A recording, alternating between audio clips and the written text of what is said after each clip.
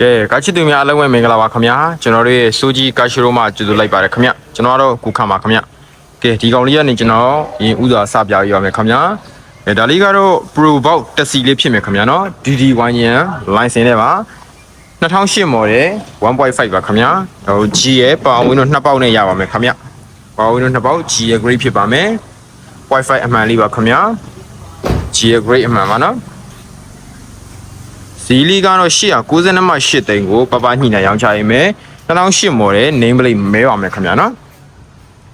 ကဲဒီဘက်အကောင်လေးတော့ဒါလေးကတော့ကျွန်တော်မနေ့ကတင်ပြရတဲ့နွားကြီးခင်ဗျ DD နံပါတ်လေးပဲ1 year license လေးပဲဒါလေးလည်း 1.5 လေးပဲခင်ဗျ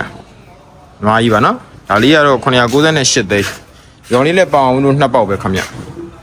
ကာလာဆေးပါလေးပါအလွိုင်းပက်လေဒါလေးလုံးအားကောင်းမယ်ခင်ဗျကဲ 1.5 လေးတွေကြီးပဲကဲဒီဘက်မှာလည်းဒါလေးကလည်း Pro Box လေးပဲခင်ဗျာဒီကောင်လေးကတော့တလုံးငန်းလန်းလေးအားသာချက်ဖြစ်ပါမယ်ပြန်နှက်ပြီးသုံးလို့ရမယ်ခင်ဗျ2009 model ဖြစ်ပါမယ်တလုံးငန်းလန်းအိုင်နဲ့1 year license နဲ့ဇီလီယာ980မှ8သိန်း grade ကတော့ DH Power Window တစ်ပေါက်ဖြစ်ပါတယ်ခင်ဗျတွင်ငန်းလေးပါနော်ကဲတက်စီဆိုရင်ကျွန်တော်ရှိမှာအနောက်မှာ Pro Box တစ်စီးထက်ရှိပါမယ်ဒါလေးကတော့ဒါလေးလေး BB.5 လေးပဲကဲ 0.5 ဒီပဲတန်းစီနေရပါနော်ဒါလေးကတော့2006 880မှ8သိန်း1 year license BB အခရာနဲ့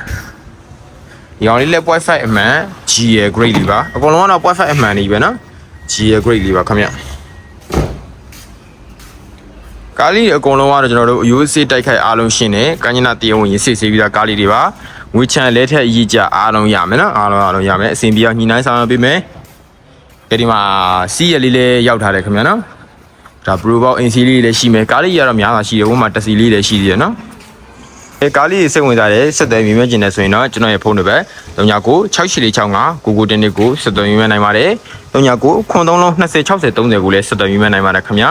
ကဲကြည့်ရှုပေးကြတဲ့တူတယောက်ရင်တော့ကျေးဇူးတင်ပါတယ်ခင်ဗျာနောက်ပြီးမှပြန်လည်တွေ့ကြပါမယ်ကျွန်တော်ကတော့ကုခါပါခင်ဗျာ